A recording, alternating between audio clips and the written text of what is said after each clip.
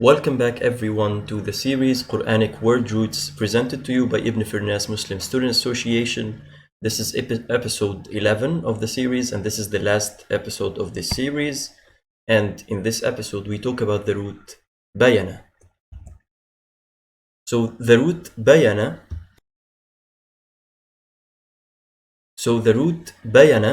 is the 10th most recurrent root in the Quranic text, and its derivations have roughly 523 recurrences throughout the Quran.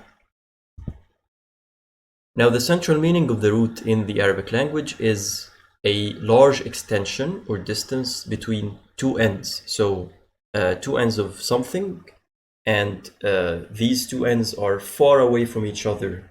There's a large extension between them. That's the central meaning or the central notion of this root in the Arabic language.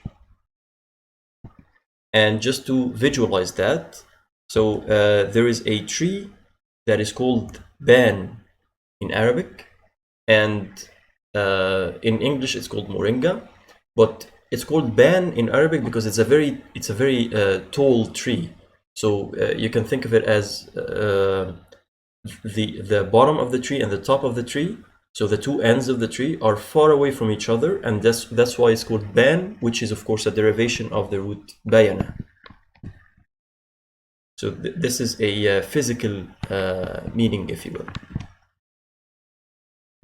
Now, for the derivations in the Quran, there are 17 derivations, and they can be summed up in just two categories. So the first category is the derivation bayyana. And bayyana means made clear or clarified. So clarified a concept, for example, or a certain word. And to visualize that and to link it to the central meaning of the root, we can think of speech or language in general as some cloud in which there are words upon words upon words. So just like a whole bunch of them, and they're all gathered together in this cloud. And when we try to make some word or some concept clear, what we try to do is we try to distance this word from this cloud of words. And we do that by putting a certain definition for that word, or having a visualization of it, or having an evidence for its meaning, for example. So this action of distancing finally and hopefully makes people understand what the meaning of this word or this concept is. So by this distancing, the word is now far away from this cloud of words, or from other definitions, or from other concepts that might be close to it. And that's how we define something, and that's how the word bayyana, so made clear, we use it in this context to explain this action of distancing and defining something and making something clear. And that's how bayyana is related to the central meaning of the root. So the derivations under this category, as we said, bayyana, and then yubayyin, that's the present tense of bayyana, that means makes clear or clarifies. And then tibyan, which means clarification, that's a noun.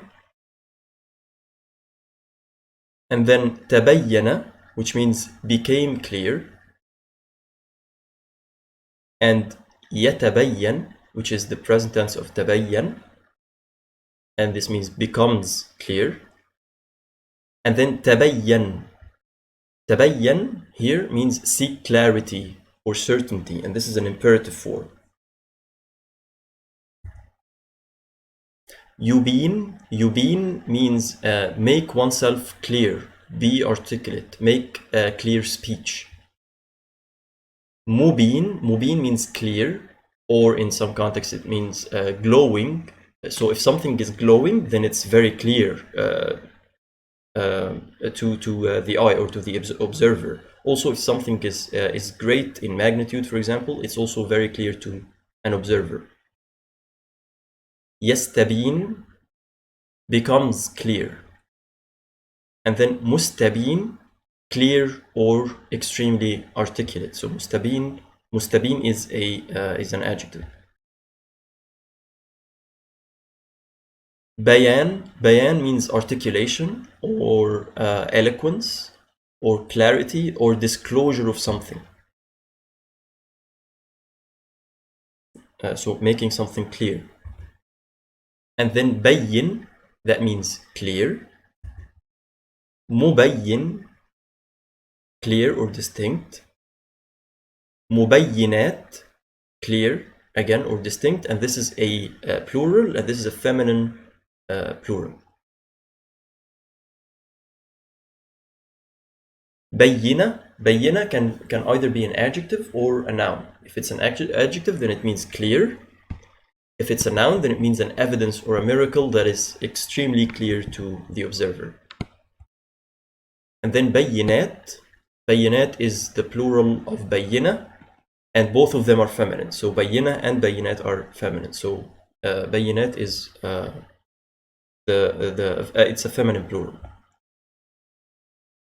Now for category 2, and in category 2 there is only one derivation, and that is bayn. Bayn in Arabic is a preposition and it means between.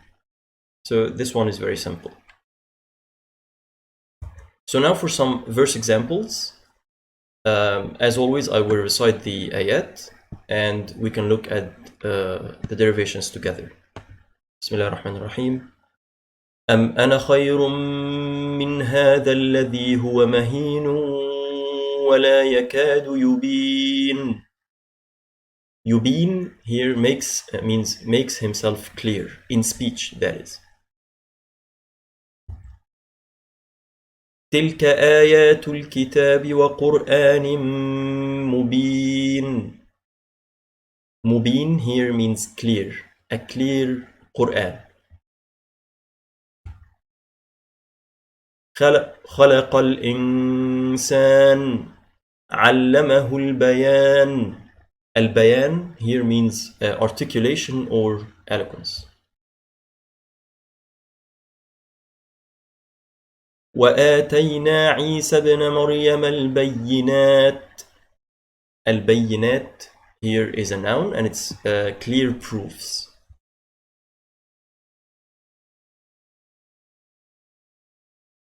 حتى إذا بلغ بين السدين. بين here means between. So now here it's a preposition. So now a couple of exercises where I will recite the ayahs as usual, and I will leave you for a couple of seconds and then we can go to the answers. Bismillah ar-Rahman ar-Rahim. من بعد ما تبين لهم الحق. And now we go to the answer. تبين means become clear here. And finally, وكذلك نفصل الآيات ولتستبين سبيل المجرمين. And now we can go to the answer. تستبين means will become evident. So becoming evident. So these are some further verse examples as usual. Of course, there are many more. Please feel free to go through them. And as always, these are the sources. And that was it for this episode and for this series. Thank you so much for your attention. Stay safe and goodbye.